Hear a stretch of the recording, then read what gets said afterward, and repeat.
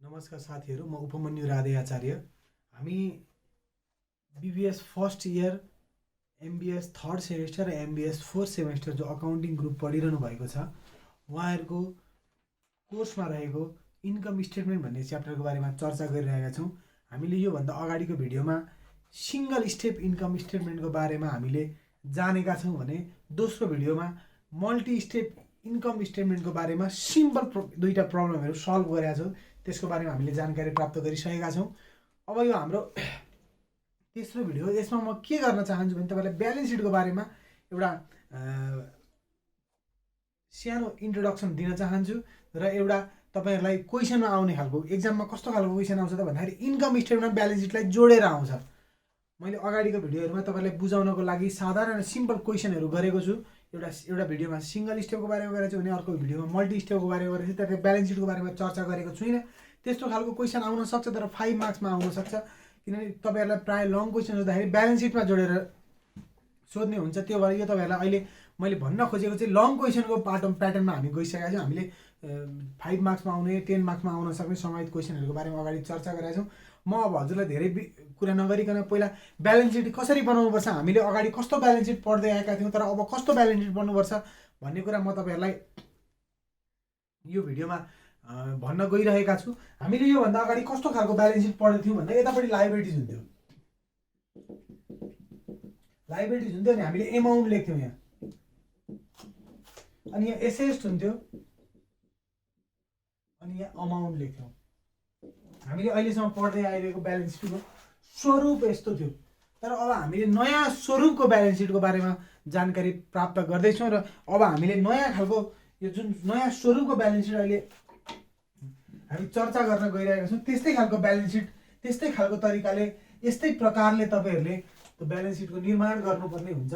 अब म धेरै अरू कुरा गर्न चाहन्न, विषयमै प्रवेश गर्न चाहन्छु। ब्यालेन्स सिट, यसलाई चाहिँ हामीले क्वेसनमा के भन्न सक्छ भन्दा ब्यालेन्स सिट पनि भन्न सक्छ अथवा क्लासिफाइड ब्यालेन्स सिट पनि भन्न सक्छ। हेर्नु है,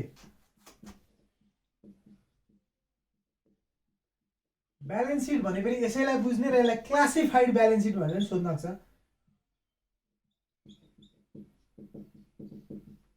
क्लासिफाइड ब्यालेन्स सिट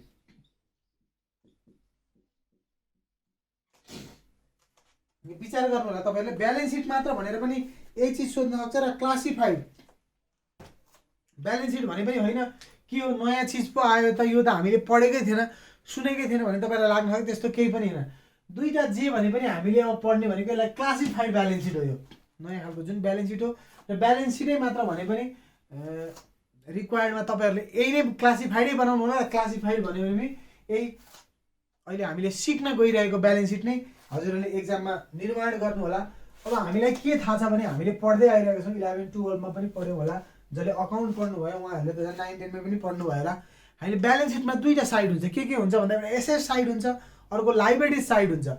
त्यही नै लेख्ने हो हामीले, केही नयाँ चिज गर्ने होइन। के गर्थ्यौँ, यता लाइबिलिटिज साइड हुन्थ्यो, यता असेट साइड हुन्थ्यो। त्यसलाई अब हामी के गर्छौँ, एउटै कोलममा लेख्छौँ। अन्तर त्यति मात्र हो, पहिला एसेट लेखिसक्छौँ अथवा पहिला लाइबिलिटी लेखिसक्छौँ अनि एसेट लेख्छौँ। अन्तर त्यति नै हो, केही पनि नयाँ कुरा छैन। म यहाँ भनेपछि तपाईँले बुझिहाल्नुहुन्छ।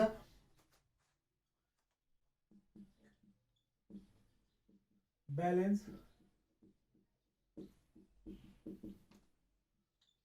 इज अन लेख्नु होला।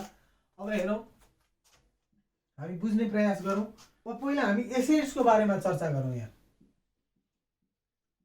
तपाईँले यसरी नै बनाउनु होला, एसेट्स बनाउनुहोस्।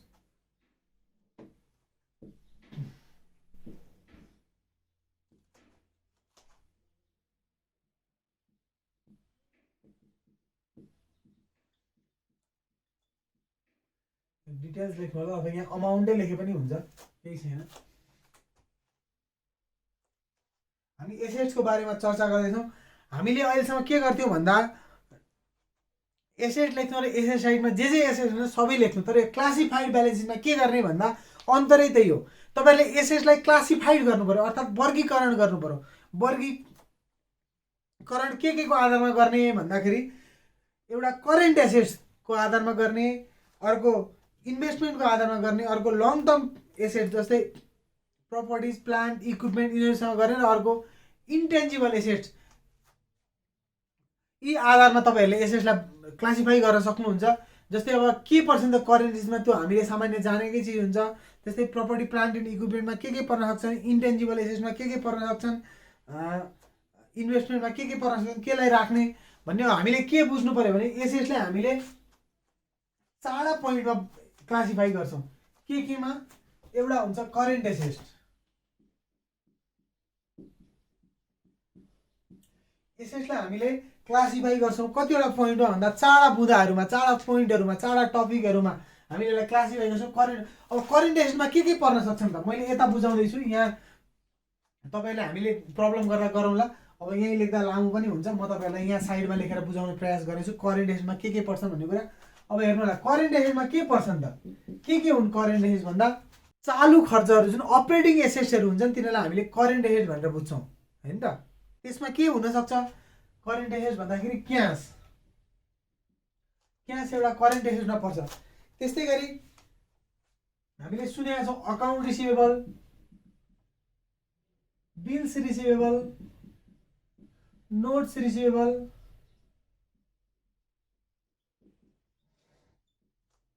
यी चिजहरू पनि करेन्ट एसेट्स अन्तर्गतै पर्ने गर्दछन्।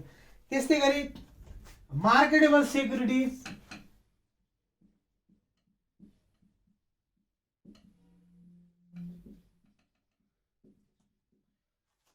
त्यसै गरी मार्केटेबल सेक्युरिटिज, त्यस्तै अर्को इन्भेन्ट्री अथवा स्टक,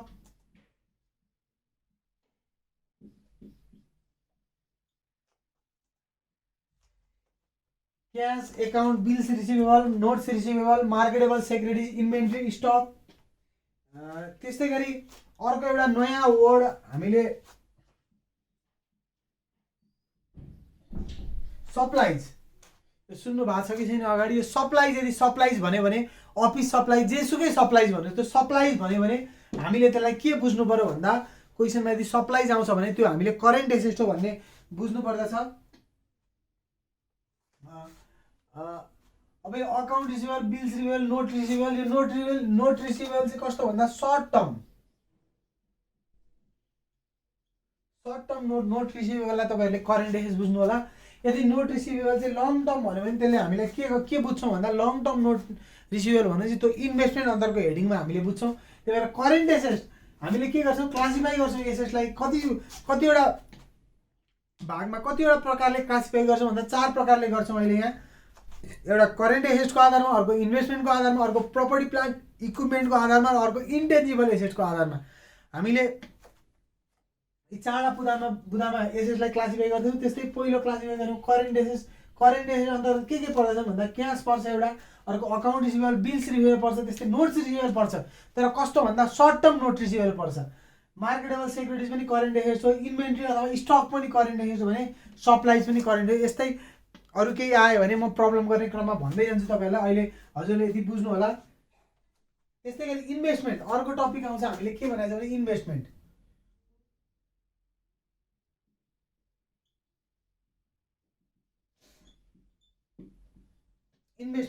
अब इन्भेस्टमेन्टमा चाहिँ के पर्ला, यसमा चाहिँ भयानकै खतरनाक चिजहरू पर्छन् कि भन्ने तपाईँलाई लाग्न सक्छ, त्यस्तो केही पनि छैन, यो पनि सजिलो छ।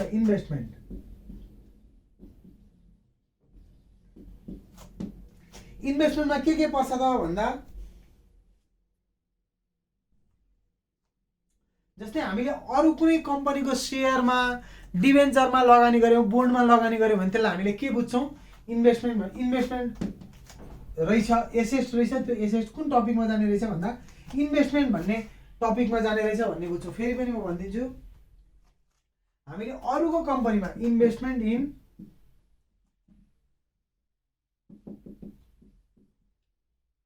Others company share, debenture, bond, यदि अरू कुनै पनि कम्पनीमा अरू कुनै कम्पनीको तपाईँले सेयरमा, डिभेन्चरमा, बोन्डमा यदि लगानी गरेको छ भन्छ भने यस्तै वर्ड्सहरू युज गर्छ भने त्यसलाई हामीले के बुझ्छौँ भन्दा एसेट बुझ्छौँ, र त्यो के हो त्यो एसेट्स इन्भेस्टमेन्टको हेडिङ अन्तर्गत जान्छ भन्ने कुरा हामीले बुझौँ। त्यस्तै गरी अघि मैले एउटा अर्को भनेको थिएँ नोट्स रिसिभेबल भनेर। नोट रिसिभेबल भन्यो तर कुन भनौँ लङ टर्मको भन्यो भने लङ टर्मको नोट रिसिभेबल भन्यो भने त्यसलाई हामीले कहाँ राख्ने भन्दा एसएस अन्तर्गतको इन्भेस्टमेन्ट भन्ने एसएस अन्तर्गतको इन्भेस्टमेन्ट भन्ने हेडिङमा लगेर हामी त्यसलाई क्लासिफाई गरेर त्यहाँ लगेर राखिदिन्छौँ। केही पनि छैन यसमा। अलिकति तपाईँहरूलाई नयाँ लागेको मात्र हामीले अहिलेसम्म पहिलाको ब्यालेन्स सिटमा एसएस साइडमा लगेर सिधै यी आइटमहरू हुन्थ्यो भने हामीले क्लासिफाइड ब्यालेन्स सिट गर्दा के गर्छौँ भन्दा एसएस साइट अन्तर्गत त्यसको हेडिङ छुट्याउँछौँ, टपिक छुट्याउँछौँ, पोइन्ट छुट्याउँछौँ, त्यसमा लगेर यी भएका आइटमहरूलाई त्यहाँ लगेर हामीले के गर्छौँ जस्ताको तस्तै राख्ने प्रयास गर्छौँ। अरू केही पनि छैन यसमा नयाँ कुरो। त्यस्तै गरी अर्को मैले के भनेको छु भने property plant and equipment. Property plant and equipment हामी यसलाई सर्टकटमा पिपिई पनि लेख्न सक्छौँ। पिपी अब होइन यो त नयाँ सुन्यो के किन होला यो त खतरै पो चिज छ कि भन्ने तपाईँहरूलाई भयानक शङ्का हुनसक्छ, भयानक डर उत्पत्ति हुनसक्छ। त्यस्तो केही पनि छैन। डराउनु पर्ने, आत्तिनु पर्ने, हताश हुनुपर्ने, निराश हुनुपर्ने केही पनि छैन। यसमा के जान्छ भन्दा हामीले बुझिसक्यौँ प्रपर्टी जान्छ, यदि केही प्लान्टहरू छ भने प्लान्ट जान्छ र इक्विपमेन्टहरू भनेको छ भने ती इक्विपमेन्टहरू मात्र जान्छ। हामीले ती चिजलाई राख्छौँ। जस्तै प्रपर्टीमा के पर्न सक्छ ल्यान्ड बिल्डिङ पर्न सक्छ, प्लान्टमा प्लान्ट एन्ड मेसिनरी पर्न सक्छ, इक्विपमेन्टमा फलानु इक्विपमेन्ट भन्न सक्छ। तपाईँहरूलाई त्यो क्वेसनले दिएकै हुन्छ त तपाईँले सरल तरिकाले बुझ्नै सक्नुहुन्छ। जस्तै हामीले ल्यान्ड भन्यो भने यसमा के जान्छ ल्यान्ड जान सक्छ। ल्यान्ड भन्यो भने ल्यान्डलाई राख्ने र ल्यान्डलाई राख्दा कसरी राख्ने भन्दा यदि एकुमुलेटेड डिप्रिसिएसन छ भने त्यसलाई लेस गरेर राख्ने। ब्यालेन्स सिटमा एकुमुलेटेड डिप्रिसिएसन अफ ल्यान्ड अथवा ल्यान्डमा यति एकुमुलेटेड डिप्रिसिएसन छ भने त्यसलाई लेस गरेर राखिदिने। अरू केही पनि छैन। ल्यान्ड छ, ल्यान्डमा एकुमुलेटेड डिप्रिसिएसन छ भने यसलाई लेस गरेर यो रको अमाउन्ट हामीले त्यहाँ देखाउनुपर्छ। त्यस्तै गरी बिल्डिङ छ, बिल्डिङमा पनि सेम हो, एकुमुलेटेड डिप्रिसिएसनलाई घटाइदिने। यो हामीले प्रब्लम गर्दा बुझ्ने रहेछ। यदि एकुमुलेटेड डिप्रिसिएसन क्वेसनमा भन्छ भने बिल्डिङमा त्यसलाई पनि हामीले घटाउँछौँ। त्यस्तै स्टोरको फर्निचर एन्ड फिक्सचर भन्ला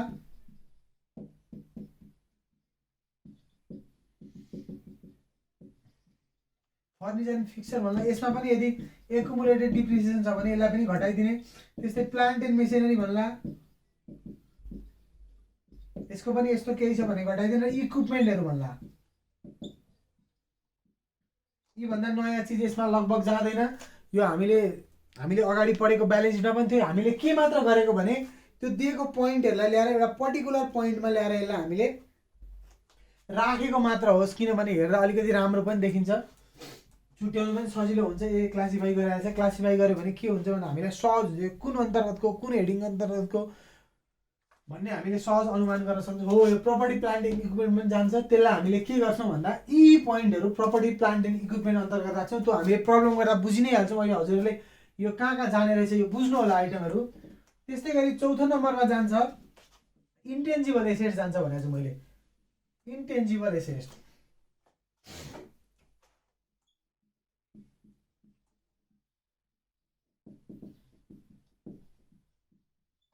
इन्टेन्जिबल एसेट्स अब तपाईँले सुन्नु होला, मैले सर्टमा आइए लेखेँ।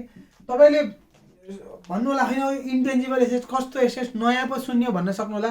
यो इन्टेन्जिबल एसेट्स भनेको के हो भने यस्ता एसेट्सहरू जुन आँखाले चाहिँ देख्न सकिँदैनन् तर के छन् भन्दाखेरि ती हाम्रो सम्पत्तिको रूपमा समाजमा चाहिँ मार्केटमा चाहिँ ती हाम्रो सम्पत्तिको रूपमा ती विद्यमान रहेका छन्।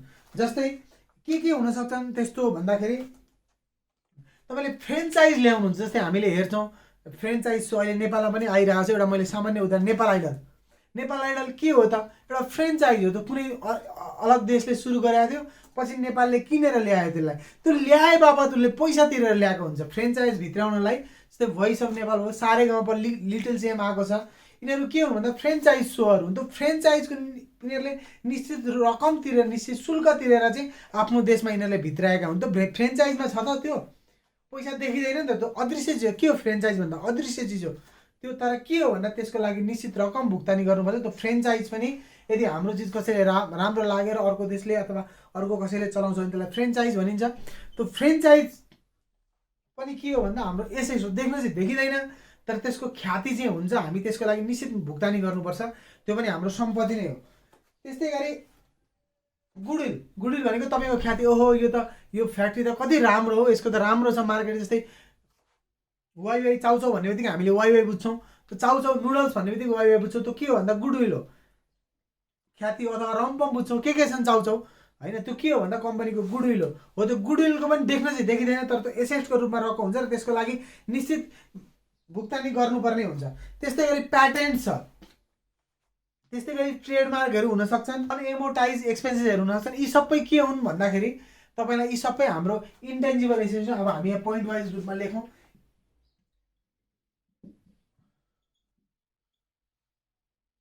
अघि पनि मैले भनिसकेँ फ्रेन्चाइज पनि हाम्रो के हो भन्दाखेरि फ्रेन्चाइज पनि CHISE, फ्रेन्चाइज पनि हाम्रो इन्टेन्जिबल एसेट्स हो।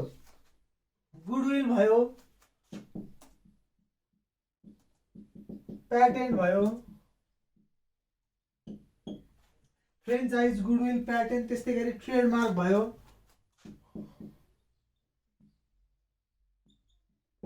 यिनीहरू के हुन् भन्दाखेरि यिनीहरू चाहिँ हाम्रो इन्टेन्जिबल एसेट्सको रूपमा रहेको छ। यिनीहरूलाई हामीले इन्टेन्जिबल एसेट्स भन्छौँ। यही टपिक अन्तर्गत हामी एउटा अनएमोटाइज एक्सपेन्सेस पनि राख्दिउँ।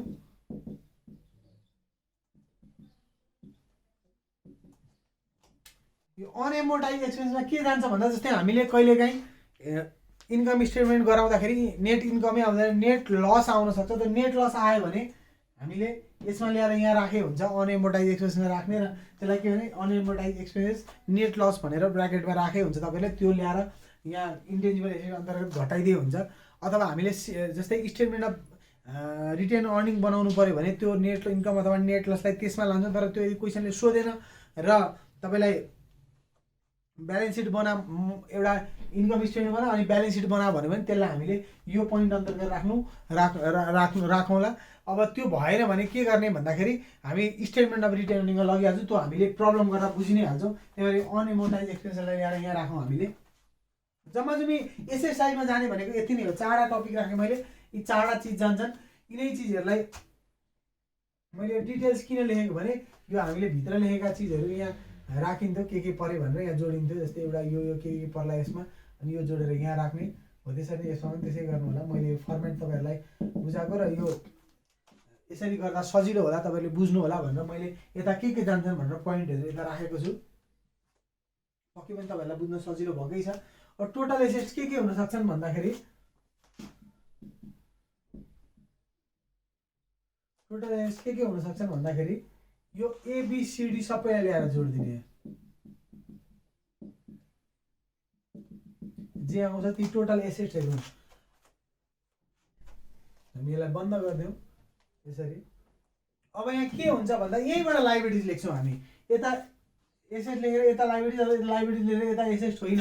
हामी के गर्छौँ भन्दा अब यही फर्मेटको तल हामी यो क्लासिफाइड ब्यालेन्स सिटमा अब लाइबिलिटिज र इक्विटी एन्ड लाइबिलिटिज भनेर यसैमा राख्छौँ हामी।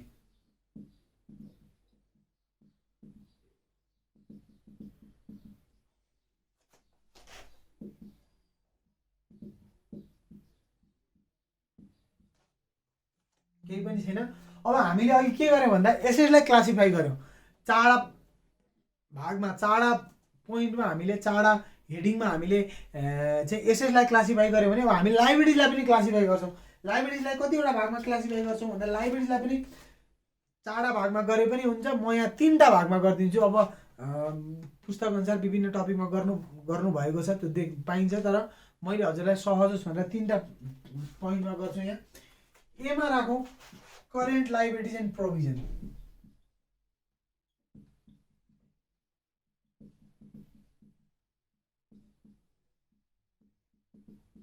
करेन्ट लाइबिलिटिज एन्ड प्रोभिजन मैले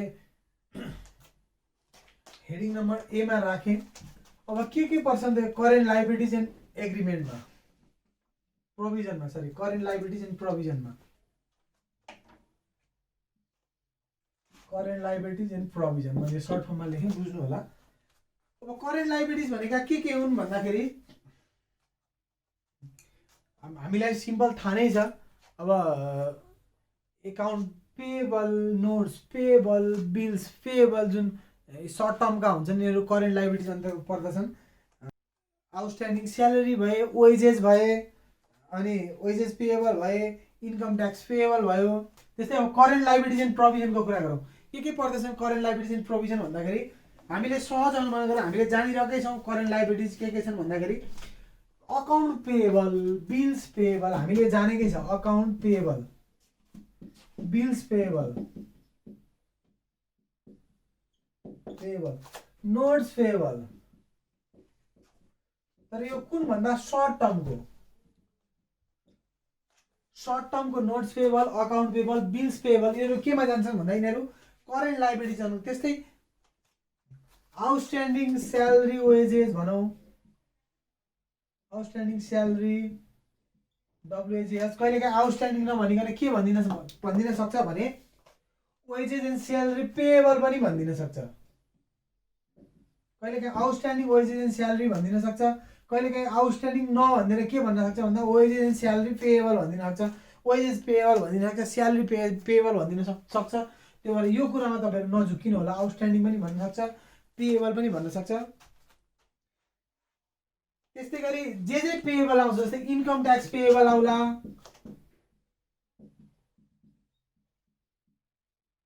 इन्कम ट्याक्स पेएबल आउला। पेएबल आए चाहिँ हामीले के बुझौँ भन्दाखेरि यो चाहिँ करेन्ट लाइबिलिटिज हो, करेन्ट लाइबिलिटिज हो भन्ने बुझौँ होला हामी। रिसिभेबल भन्ने बित्तिकै हामीले एसेट बुझ्छौँ, अहिलेसम्म त्यसरी बुझिरहेको छ। त्यो हुँदाखेरि इन्कम ट्याक्स पेएबल भन्यो, यसलाई पनि हामीले करेन्ट लाइबिलिटिज होला। त्यस्तै इन्ट्रेस्ट पेएबल भन्ला, फेरि आउटस्ट्यान्डिङ पनि भन्न सक्छ। अघि मैले भनेको छु तपाईँलाई आउटस्ट्यान्डिङ पनि भनिदिनु नझुक्किनु होला। इन्ट्रेस्ट पेएबल भन्ला, आउटस्ट्यान्डिङ पनि भनिदिन सक्छ। कुरो एउटै हो, तपाईँहरूले त्यो बुझ्नु होला। त्यस्तै गरी ब्याङ्क लोन पेएबल भन्ला, तर यो कुनको भन्दा सर्ट टर्मको। सर्ट टर्म भनेर कति बुझ्ने, कहिलेकाहीँ सर्ट टर्म नभनिकन के भनिदिन्छ विथिन इयर भन्ला, 1 वर्षको भित्र, विदिन इयर पनि भन्न सक्छ। यदि विदिन इयर भनौँ सर्ट टर्म भनेन भने हामीले के बुझौँ भने विदिन इयर भन्नु नै त्यो सर्ट टर्मै हो भन्ने कुरा हामीले बुझ्नु जरुरी छ। त्यसै गरी प्रोभिजन फर ट्याक्स पनि यसैमा जान्छ, हामीले करेन्ट लाइबिलिटिज अन्तर्गत राख्छौँ। Provision for tax, propose dividend होला,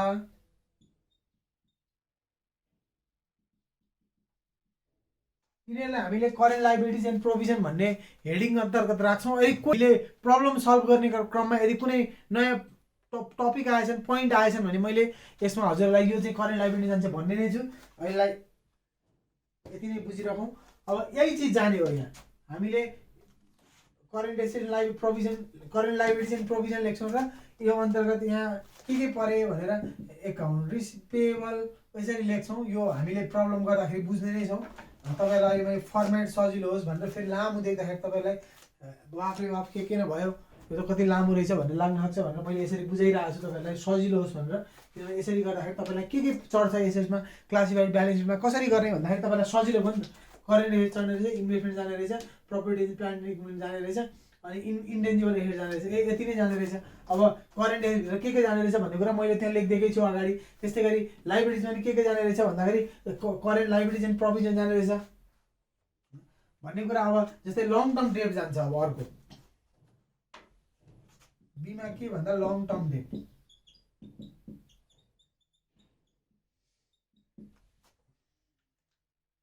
अर्को के जान्छ लङ टर्म डेट जान्छ। यति नै जान्छ लगभग करेन्ट लाइबिलिटिज एन्ड प्रोभिजन भन्ने हेडिङमा। अरू केही आयो भने मैले फेरि म चर्चा गर्छु, मैले भनेकै छु। हामीले प्रब्लम सल्भ गर्दाखेरि त्यसको बारेमा कुनै नयाँ पोइन्ट आएछ भने त्यो चाहिँ यहाँ जान्छ है भनेर त्यसको बारेमा बुझौँ न। अब अर्को छ long term debt. Long term debt मैले एलटिडी लेखेँ। यसमा चाहिँ के जान सक्छ त भन्दाखेरि यस्तो डेट हामीले यस्तो लिएको ऋणहरू जुन चाहिँ लामो समयको लागि 1 वर्षभन्दा बढी त्यसको म्याच्युरिटी पिरियड छ भने त्यसलाई हामीले लङ टर्म डेट भनेर बुझ्न सक्छौँ। त्यसमा के हुनसक्छ भन्दा जस्तै नोट्स पेएबल भन्न सक्छ। नोट्स पेएबल हामीले नोट्स पेएबल सर्ट टर्मको भन्यो भने कहाँ लान्छौँ भन्दा करेन्ट लाइबिलिटीमा लान्छौँ भने लङ टर्मको भन्यो भने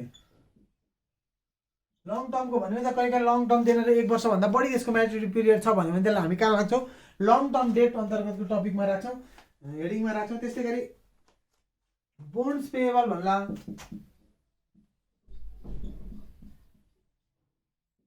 बैंक लोन पेएबल भन्ला,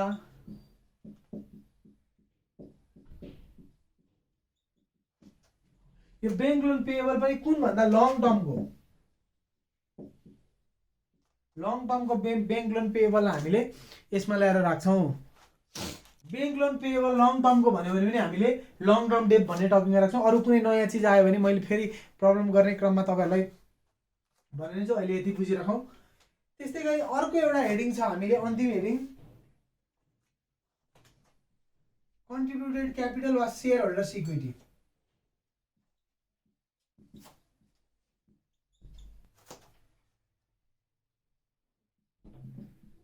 कन्ट्रिब्युटेड क्यापिटल वा सेयर होल्डर्स इक्विटी जे लेखे पनि हुन्छ।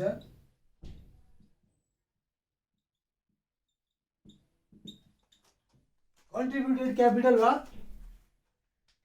Share holders equity. यो पोइन्ट अन्तर्गत, यो हेडिङ अन्तर्गत, यो टपिक अन्तर्गत के जान्छ त भन्दा हामीले यहाँ हेर्न सक्छौँ के पोइन्ट जान्छ यसमा। कन्ट्रिब्युटेड क्यापिटल वा सेयर होल्डर्स इक्विटी यसमा के जान सक्छ भन्दा तपाईलाई क्यापिटल भन्यो भने हेडिङै क्यापिटल चाहिँ क्यापिटल जाने कुरा भएर अब सेयर होल्डर्स इक्विटीको कुरा आएको छ भने अर्थात् इक्विटी अर्थात् कमन स्टक भन्न सक्ला, इक्विटी नै भन्न सक्ला। त्यो भयो भने त्यसलाई हामीले यो हेडिङ अन्तर्गत ल्याएर राख्छौँ। त्यस्तै गरी प्रिफर्ड स्टक भन्ला, प्रिफर्ड सेयर क्यापिटल भन्ला, प्रिफरेन्स सेयर क्यापिटल भन्ला, प्रिफरेन्स स्टक भन्ला, प्रिफर्ड स्टक भन्ला,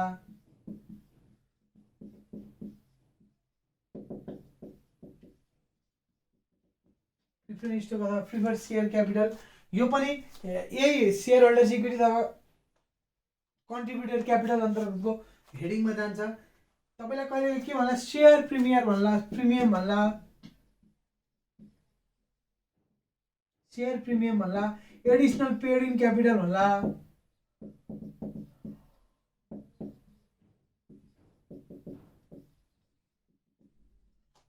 एडिसनल पेड इन क्यापिटल भन्ला, सेयर प्रिमियम भन्ला।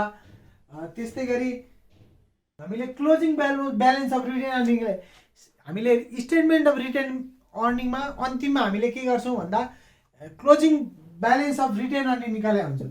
Closing balance of retain earning त्यसलाई पनि ल्याएर यसैमा हालिदिने, यही टपिक अन्तर्गत, यही हेडिङ अन्तर्गत ल्याएर त्यसलाई पनि हालिदिने।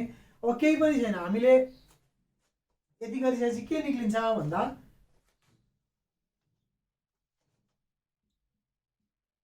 टोटल इक्विटी एन्ड लाइबिलिटिज निक्लिन्छ। यसलाई के गर्ने भन्दा ए प्लस बी प्लस सी गर्ने, यहाँ राखिदिने। अब हाम्रो ब्यालेन्स सिट मिल्यो कि मिलेन त्यो हेर्ने पुरानै तरिका हो। यदि एसेट साइड र लाइबिलिटी साइडको टोटल अमाउन्ट यदि बराबरी आयो भने हाम्रो ब्यालेन्स सिट हामीले मिलेको थर गर्दछौँ। त्यही भएर फेरि पनि भन्न चाहन्छु, यदि एसेट साइड र लाइबिलिटी साइड इक्वल आयो भने ब्यालेन्स सिट हामीले मिलेको ठहर गर्न सक्दछौँ। अब फेरि एकचोटि यसलाई म कन्क्लुजनमा जान चाहन्छु तपाईँहरूलाई सजिलो होस् भनेर। यो धेरै गाह्रो केही पनि छैन। यहाँ हेर्नु होला, क्लासिफाइड ब्यालेन्स सिटमा के गर्छौँ हामी भन्दा हामीले अगाडि गरिरहेको नर्मल ब्यालेन्स सिटमा हामीले त्यसलाई क्लासिफाई गरेको हुँदैन थियो। एसेटमा एसेटमा के चढ्न सक्छन् ती चिजहरू ल्याएर सरासर राख्थ्यौँ र टोटल गर्थ्यौँ। त्यस लाइबिलिटीमा के थियो त्यसलाई सरासर ल्याएर हामीले के गर्ने गरेका थियौँ भन्दा टोटल गरेर हामीले एसेट साइड र लाइबिलिटी साइड मिलाउने गरेको। तर यसमा अलिकति अन्तर छ क्लासिफाइड ब्यालेन्स सिटमा। त्यसै गरी म फेरि अन्तिममा एकचोटि तपाईँलाई भन्न सक्छु, यो क्लासिफाइडमा चाहिँ हामीले के गर्छौँ भन्दा हामीले नर्मल ब्यालेन्स सिटमा जस्तो गर्दैनौँ, यसलाई क्लासिफाई गरेर राख्छौँ। र कति तरिकाले क्लासिफाई गर्छौँ भन्दा पुस्तकमा 4-5वटा विभिन्न हेडिङहरूमा विभिन्न पुस्तकहरूमा राखेको पाइन्छ। मैले चाहिँ यहाँ तपाईँहरूलाई एसेटलाई 4 भागमा र लाइबिलिटीलाई 3 भागमा यसलाई वर्गीकरण गरेको छु, क्लासिफाई गरेको छु मैले। हेर्नु होला यसमा के छ भन्दा करेन्ट एसेट छन्, इन्भेस्टमेन्ट छ, प्रपर्टी प्लान्ट एन्ड इक्विपमेन्ट छ र इन्टेन्जिबल एसेट छ।